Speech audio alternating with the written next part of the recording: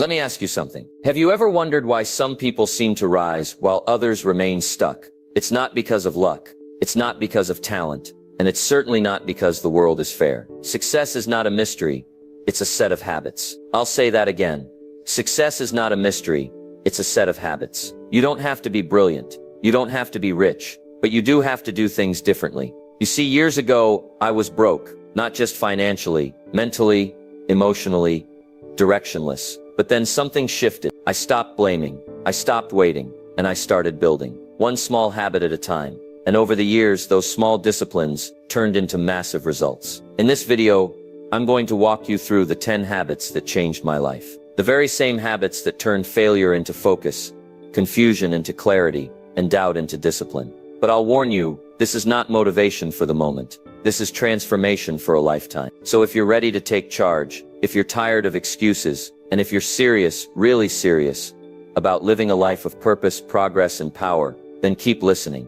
Because success isn't something you chase, it's something you create. And it starts with these 10 habits. Let's begin. I learned to show up early. Every day. Let me tell you something that changed everything for me. I used to drift. I used to delay. I used to wait until life forced me to move. But then I learned a small truth that made a big difference. Success starts when you start showing up early, every single day. Not just early to meetings. Not just early to appointments. I mean showing up early for your life. Showing up for your goals. Showing up for your future before the world asks anything of you. You see, when I was younger, I thought being on time was enough. I thought if I just arrived, somehow life would hand me the results.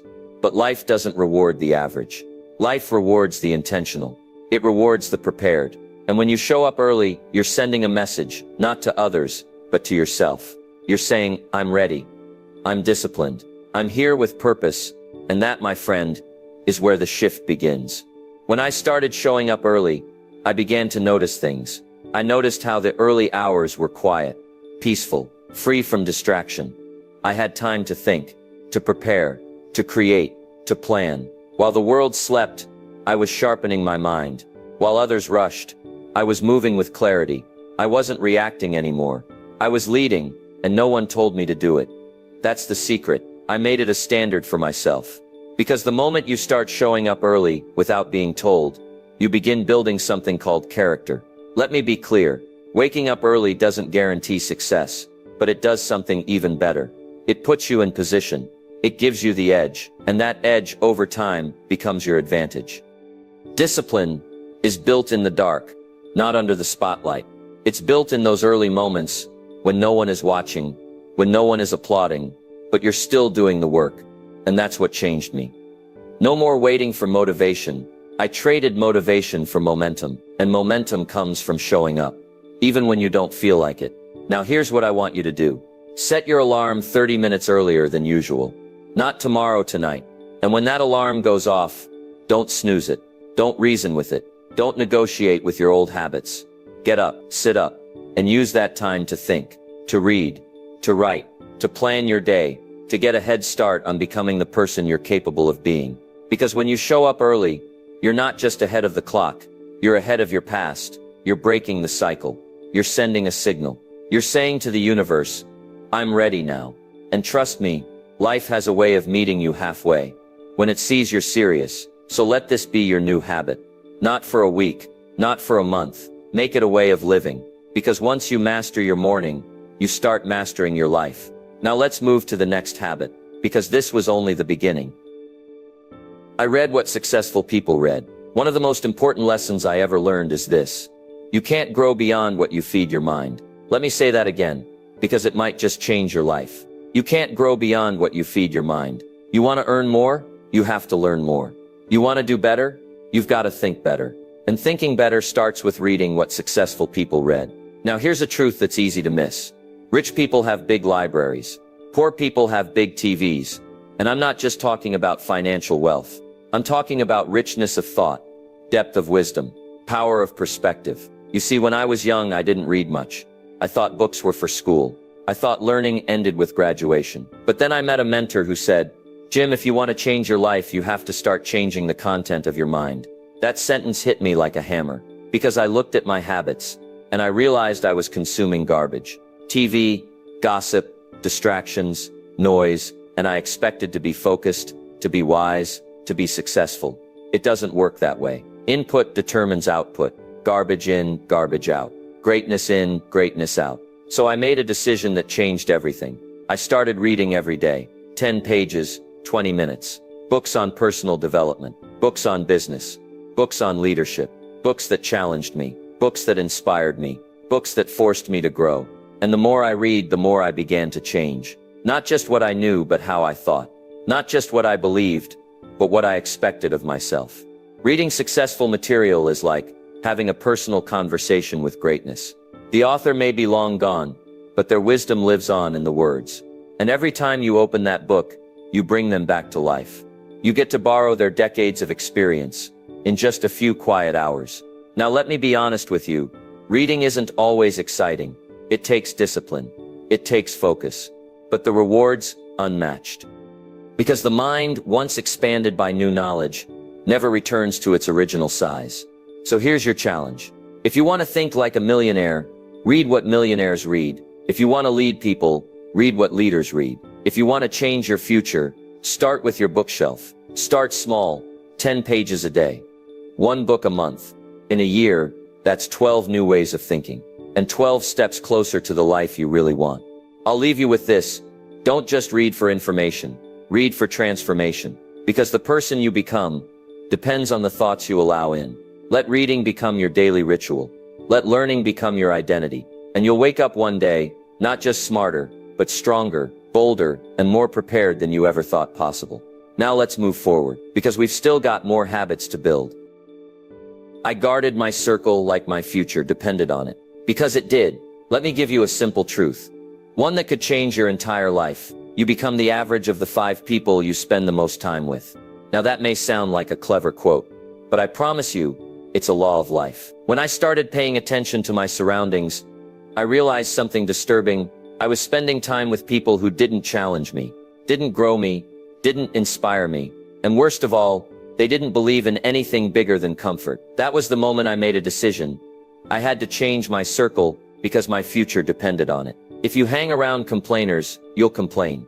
If you walk with quitters, you'll start to quit. If you stay close to small thinkers, your vision will shrink. But if you surround yourself with dreamers, with builders, with people who sharpen you like iron, you'll start to rise. Because association is a mirror. It reflects back to you who you are becoming. Let me be real with you.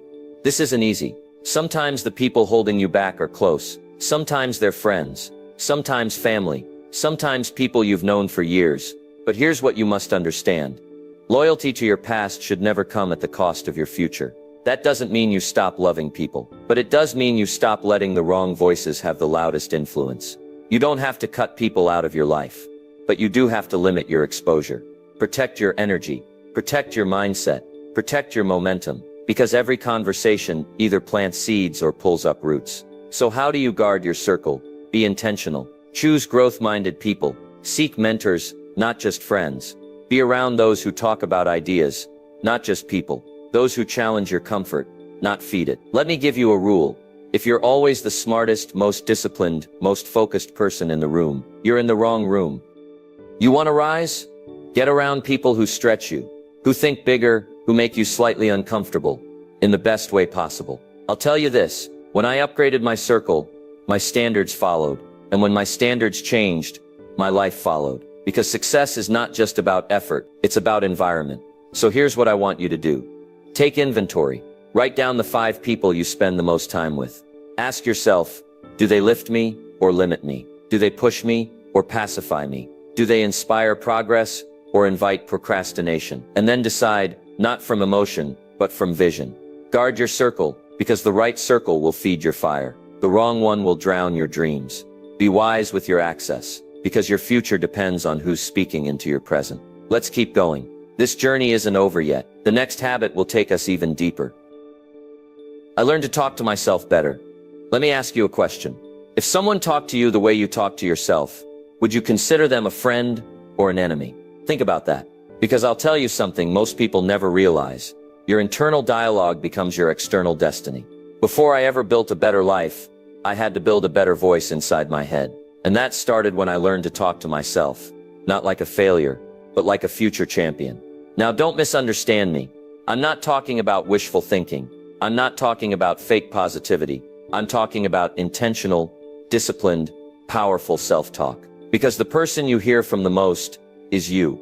And if you don't train that voice, it'll tear you down instead of lifting you up. When I was broke and struggling, it wasn't just money I lacked, it was belief. I had this running script in my mind. You're not good enough. You're too late. You'll never catch up. That voice was louder than any applause, stronger than any advice. And the worst part, I thought it was telling the truth. But it wasn't truth, it was training. Bad mental habits I had rehearsed for years. So I did something radical. I decided to rewrite the script. I started talking to myself like someone I believed in. Not someone who was perfect, but someone who was willing.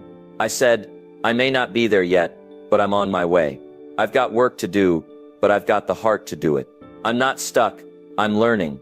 And over time, something amazing happened. My words started changing my thoughts. My thoughts changed my actions, and my actions changed my life. You see, the way you talk to yourself in private, it echoes in your public results. If you call yourself lazy long enough, you'll stop trying. If you call yourself a loser, you'll quit when it gets tough. But if you start calling yourself disciplined, focused, capable, you'll start rising to match that identity. What you say to yourself matters. Every word is a seed. Speak doubt, and you'll grow hesitation. Speak truth, and you'll grow power. So here's what I want you to do. Catch the voice. Listen to how you speak to yourself throughout the day. When you hear something negative, stop and correct it. Replace it with something true, something strong, something future-focused. You don't need to be perfect, but you do need to be intentional. Tell yourself, I am worthy of growth. I am building the habits of success. I don't have to be the best. I just have to be better than I was yesterday. Because the most important words in your life aren't the ones others say about you. They're the ones you whisper to yourself in the quiet moments. So learn to talk to yourself better. Not with arrogance, but with assurance. Not with ego, but with expectation. Because if you want to change your world, start by changing your words. Let's move forward. The next habit is one of the most powerful of all. I took full responsibility for everything. There was a moment in my life, a quiet, painful, honest moment, when I looked in the mirror and said something I had never said before. Jim, this is your fault. Not the economy, not my boss, not my parents, not bad luck. It's you. And that one moment changed everything. You see, for a long time I blamed my circumstances. I blamed the past. I blamed the system. But blaming is like rocking in a chair. It gives you something to do, but it doesn't take you anywhere. And here's the truth that most people never want to admit. Nothing changes until you take full responsibility. Now don't get me wrong. Some things that happened to you weren't your choice. But how you respond, that's all you. What you build from it, that's on you. Where you go from here, that's your move.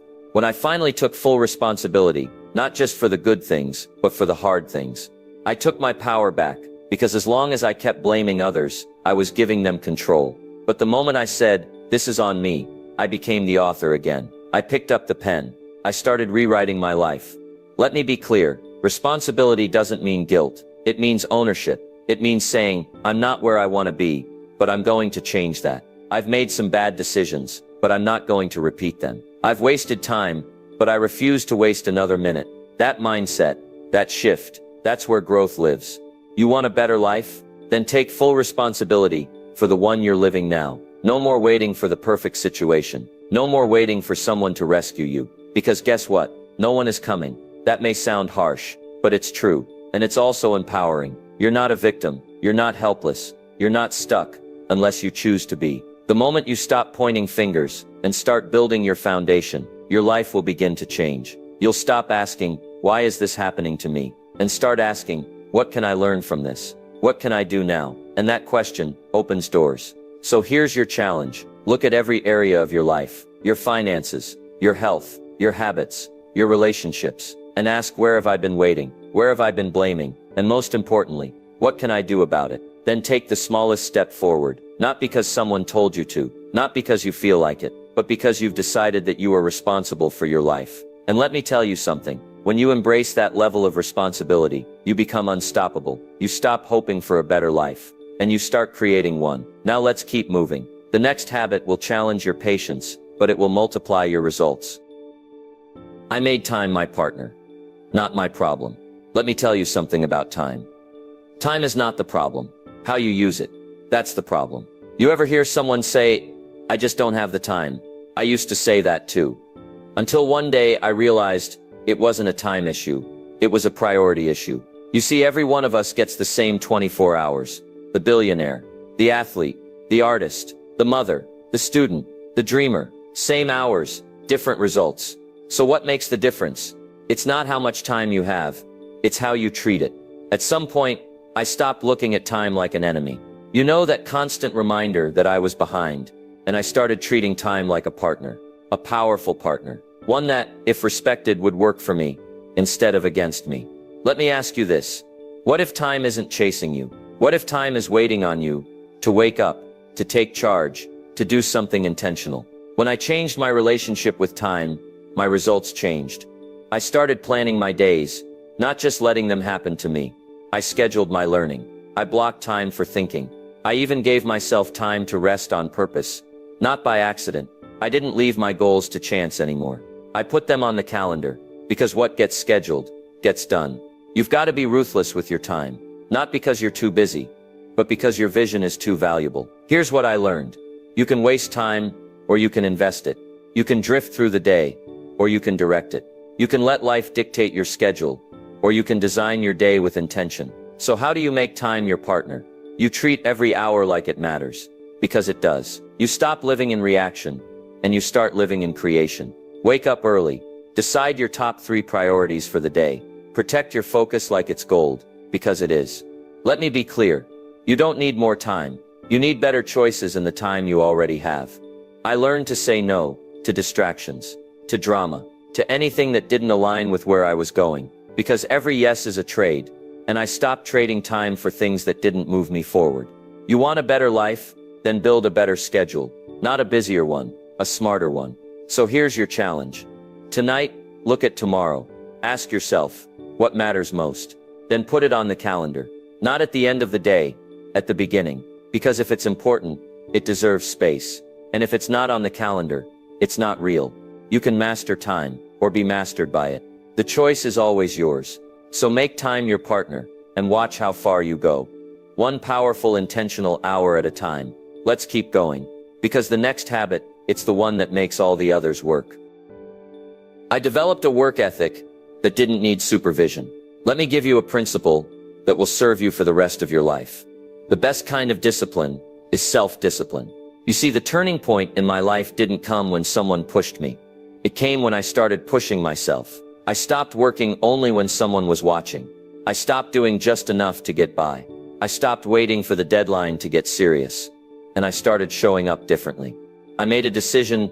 I would build a work ethic that didn't need supervision. No boss, no audience, no applause. Just me, my standards, and the future I was building. Because here's the truth. If you need someone to remind you to show up, if you need someone to push you to stay consistent, if you need motivation from the outside, then your results will always be temporary. But when you develop that inner standard, that personal commitment, that quiet fire that says, I work this way because that's who I am, that's when everything starts to change. Let me say this clearly. How you work when no one is watching reveals how far you'll go when everyone is. Success doesn't just ask what you do, it asks how you do it. I started treating every project, big or small, with care. I put excellence into the details.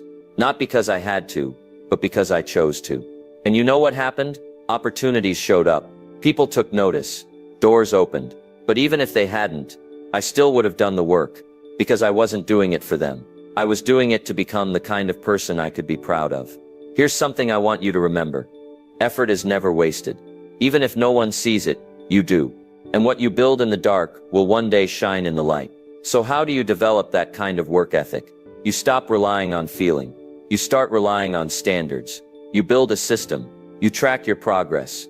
You set goals that stretch you. And you get honest about your habits. No more hiding. No more excuses. No more waiting for perfect conditions. Because perfect doesn't exist. But progress, that's available every single day, if you show up for it. So here's your challenge. Pick one task today. Do it with excellence. even if no one will ever know. Be early, be focused, be proud of your work, and then do it again tomorrow.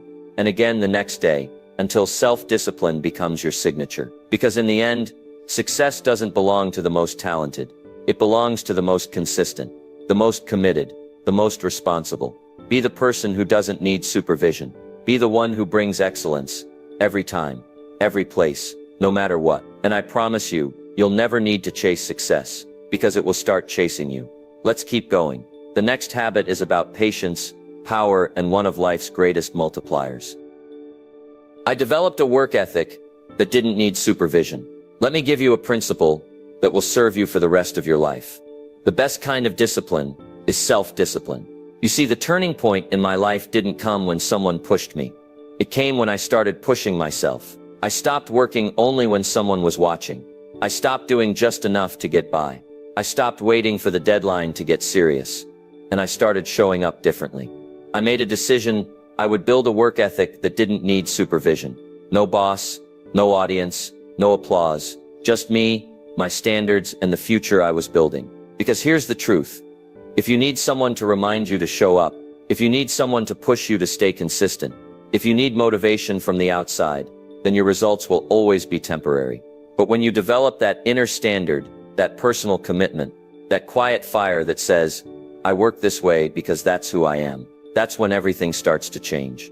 Let me say this clearly. How you work when no one is watching reveals how far you'll go when everyone is. Success doesn't just ask what you do, it asks how you do it. I started treating every project, big or small, with care. I put excellence into the details. Not because I had to, but because I chose to. And you know what happened? Opportunities showed up. People took notice. Doors opened. But even if they hadn't, I still would have done the work.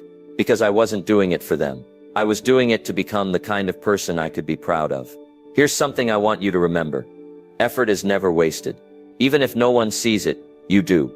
And what you build in the dark will one day shine in the light. So how do you develop that kind of work ethic? You stop relying on feeling.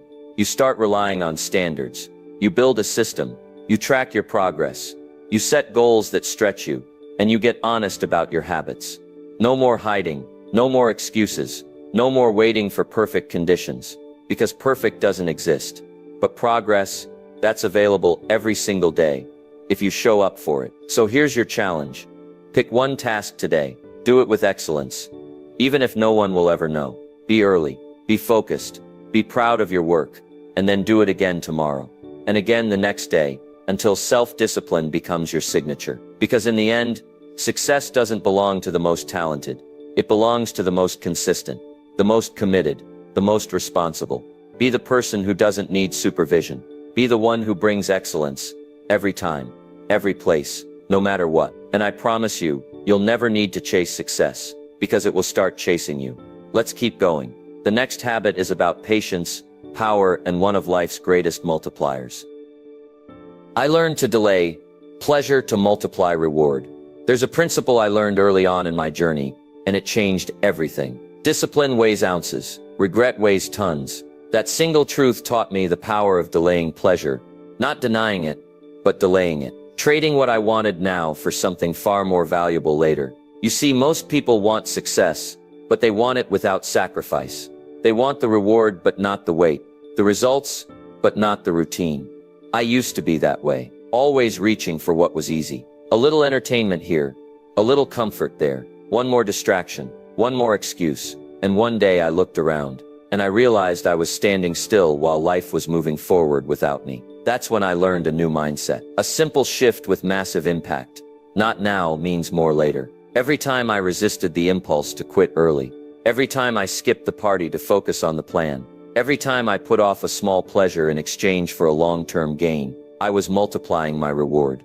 Because here's the truth. Success doesn't go to the most gifted. It goes to the most disciplined. The people who can wait. The people who can sacrifice now, knowing it will pay off later. And that's not easy.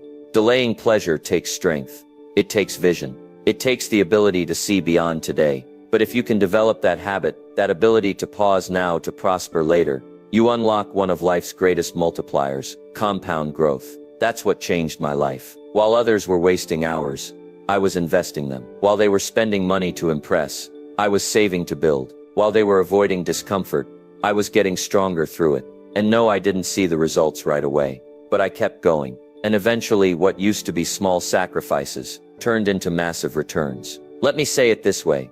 Temporary discomfort is the seed of permanent success. You don't grow when everything is easy. You grow when you choose purpose over pleasure, discipline over dopamine, vision over validation. So here's your challenge. Today, when you're tempted to drift, don't. When you're tempted to quit, don't. When you're tempted to grab the quick fix or the easy route, pause. Ask yourself, is this helping me build the future I want, or is it stealing it? And then choose the action that your future self will thank you for. Because here's what I know. When you learn to delay pleasure, you won't just enjoy life more later. You'll earn a life most people only dream about. A life built on discipline, on sacrifice, on purpose. And when that life comes, it's worth every early morning, every focused hour, every time you said not now in the name of something greater. Let's move forward. Because the next habit is about what you put in, not just into your mind, but into your circle. I practiced gratitude relentlessly. The habit that gave meaning to the journey and multiplied everything else. Let me tell you something that success alone can never give you.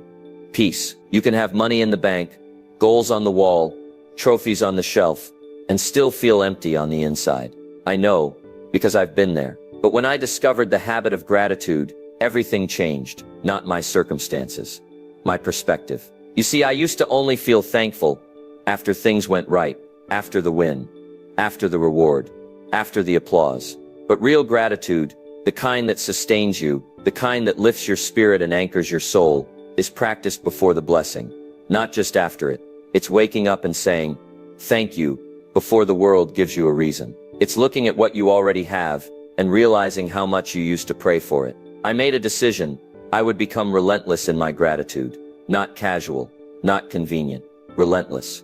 Every morning, I took time to list what I was thankful for. Health, breath, work, lessons, people, even the challenges, especially the challenges. Because over time, I learned this: what you appreciates. Gratitude turns what you have into more than enough. It multiplies joy, it deepens relationships, and it shifts your focus from what's missing to what's meaningful. Gratitude is not weakness. It's strength. It's a perspective that sees the full picture, even when things feel incomplete. And here's the irony.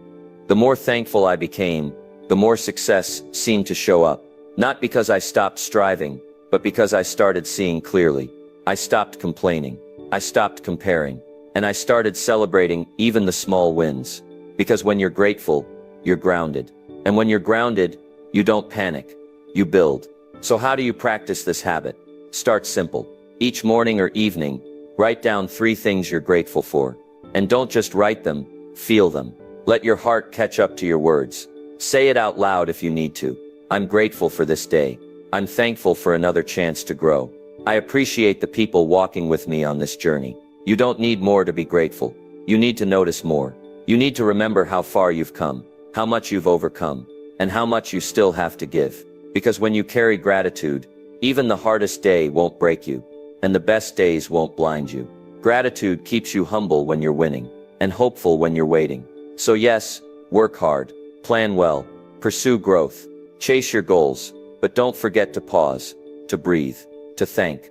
Because no matter how far you've got to go, there's always something right in front of you, worth appreciating. Let's wrap it up. You've learned 10 habits that changed my life. And if you truly apply them, they can change yours too. But remember this, it's not what you learn, it's what you live. Choose one habit, start there, and begin. Because success doesn't happen in a day, it happens daily. Let's go build the life you were made for. Success is not a secret, it's a system. Let me leave you with this final truth. Success is not a secret, it's a system. It's not hidden in some ancient book. It's not locked away in a vault. It's not reserved for the lucky or the chosen few. It's built, habit by habit, day by day, choice by choice. And you now have the blueprint. You've just heard 10 habits. 10 simple, powerful disciplines that changed my life. Not overnight, not magically, but systematically. I want you to understand this deeply. The people who succeed in life aren't the ones who have it the easiest. They're the ones who build the strongest system. A system of showing up early, of feeding the mind, of protecting your circle, of speaking life into yourself, of taking responsibility, of mastering time, of working with purpose, of choosing discipline over distraction, of growing deeper, not just wider, and of practicing relentless gratitude. That system, if you work it, will work for you. It doesn't matter your background. It doesn't matter your age. It doesn't matter what went wrong in the past. Because success doesn't ask where you started. It asks where you're going. And more importantly, what are you willing to do daily to get there? So here's my final challenge to you. Don't just listen. Don't just take notes. Don't just nod your head and move on. Choose one habit. Start living it today. Then stack another, and another, and another, until your system becomes unshakable. Until success isn't something you hope for. It's something you've earned. Because success is not about the big moment. It's about the small ones, repeated with excellence and intention. No more waiting. No more wishing. It's time to build. You have what you need. You know what to do. So go out there and become the person who doesn't need motivation to move. Because you've built the system to win. Every single day.